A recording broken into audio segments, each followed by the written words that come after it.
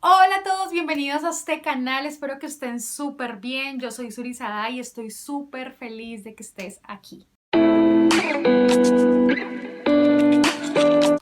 Como puedes ver en el título de este video, hoy quiero darte algunas razones de por qué deberíamos estudiar los salmos y quisiera que aprendiéramos un poquito acerca de la historia de los salmos, de cómo se conforman los salmos, de quién escribió los salmos o quiénes lo hicieron.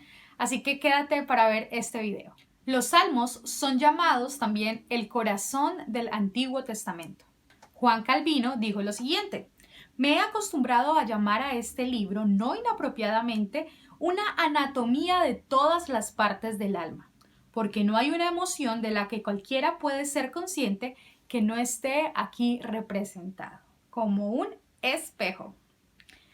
La palabra salmos viene de la traducción en griego salmus o salmos, que significa alabanza con un acompañamiento musical de instrumento de cuerda. También la palabra original para este libro en hebreo es telilaj, que significa alabanza a Dios. Realmente la palabra alabanza es una palabra que puede resumir perfectamente los 150 capítulos del libro de los Salmos. Este libro tiene un contenido poético lleno de pasajes de amor, de alegría, de tristeza, de confusión, de guerra, pero al final todo esto se resume en una adoración completa y eterna. Incluso podemos ver que los salmistas, aún en medio de momentos muy difíciles para ellos o para su pueblo, siempre pueden elevar una oración de alabanza, una palabra de adoración al Señor. Me gustaría contarte un poco acerca de la historia de los salmos de una manera muy resumida. Pero para hablar de la historia de los salmos debemos tener en cuenta que los salmos no son una narración histórica del 1 al 150, sino que son escritos que surgieron de un contexto histórico específico. La escritura del libro de los Salmos se podría remontar aproximadamente a 1000 años antes de Cristo, y eso lo podemos ver en Primera de Crónicas capítulo 16.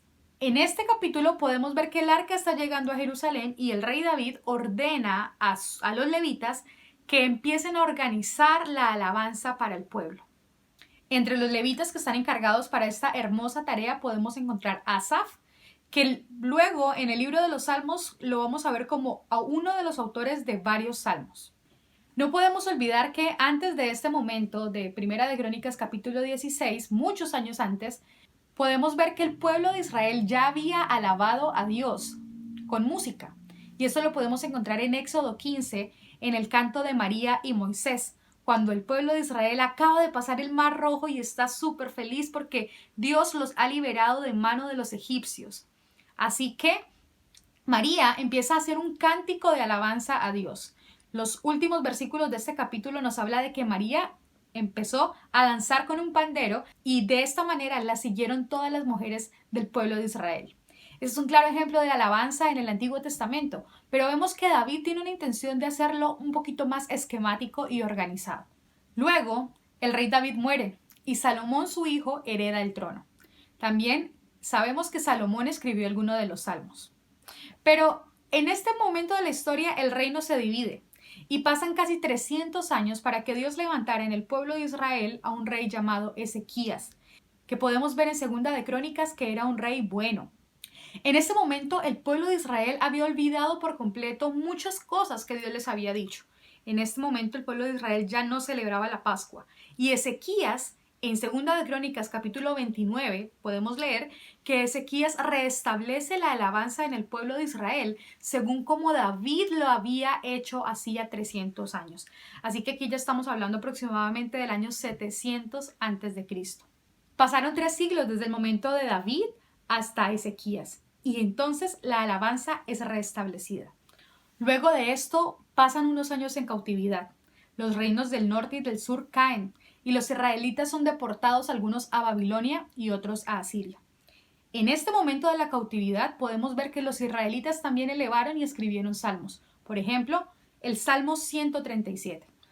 Aproximadamente en el año 537 a.C., Esdras se dedica a recopilar los salmos y empieza a recopilar cada uno de los poemas que tanto David, Asaf, Salomón y el pueblo de Israel habían cantado como parte de su alabanza.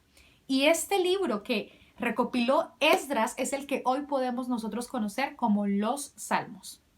Así que podemos ver aproximadamente 5 siglos de historia, 500 años en donde estos hombres estuvieron escribiendo salmos. Ahora vamos a hablar de quiénes escribieron los salmos. No podemos perder el enfoque de que el Espíritu Santo es el autor de toda la escritura, es quien inspiró a todos los escritores. Pero aquí podemos encontrar los autores, digamos, escriturales de los salmos. David es uno de los escritores más reconocidos y David escribió aproximadamente la mayoría de los primeros salmos de los 2 primeros libros de los salmos. Ya les voy a contar un poquito de la división de los salmos, pero también él escribe los salmos del 138 al 145. Moisés escribió el Salmo 90, así que podemos remontarnos un poquito más atrás a la historia de los salmos. Salomón escribe los salmos del 72 al 127. Los hijos de Coré escriben los salmos del 42 al 49, el 84, 85, 87 y 88. Asaf escribió el Salmo 50 y del 73 al 83. Etán el Ezraíta escribe el Salmo 89 y tenemos 2 salmos que están sin autor, que son el Salmo 1 y el Salmo 71. Entonces el libro de los Salmos tiene 5 divisiones que se hicieron como para facilitar la lectura de estos, y cada división termina en una doxología. ¿Qué es una doxología? Es un momento exclusivo de alabanza a Dios. ¿Cómo podemos ver a Dios en los salmos? Bueno, pues los salmistas están siempre presentando a Dios como un rey, como creador y como un redentor, como un salvador. También podemos ver que está bastante repetitivo el tema de la justicia de Dios, de la salvación divina y del deleite de los humanos en el Señor. Cristo también está representado en los salmos. Jesús dijo que la ley, los profetas y los salmos también hablaban de él. Y con esto en mente debemos estar leyendo toda la escritura de Génesis hasta Apocalipsis. Hay salmos que son netamente mesiánicos, y esto se refiere a que indican y hablan específicamente de Cristo, como lo son el Salmo 2 y el Salmo 110. También en el Salmo 23 podemos encontrar una referencia de Jesús como el buen pastor. ¿Sabías que los salmos son citados en el Nuevo Testamento más que cualquier otro libro del Antiguo Testamento? ¿Sabías que de cada 5 citas que Pablo hace del Antiguo Testamento, una es referente a los salmos? Atanasio escribió que los salmos son la personificación entera de las escrituras. También Martín Lutero dijo que los salmos podrían ser una pequeña Biblia y el resumen del Antiguo Testamento. Y yo quiero terminar esta pequeña introducción a los salmos citando a la Biblia de Estudio Reformada, que dice: el libro de los salmos nos da una de las revelaciones más completas y comprensibles del carácter de Dios en toda la Biblia. Si queremos saber quién es Dios, qué ha hecho y cómo debemos responder a Él, el libro de los Salmos es uno de los mejores lugares para empezar. Así que bienvenidos con este video al estudio del libro de los Salmos. Mi nombre es Surisadai y me puedes encontrar en Twitter, Instagram y Facebook como SurisadaiCB. También puedes ir a mi página web www.surisadai.co y puedes encontrar más material al respecto.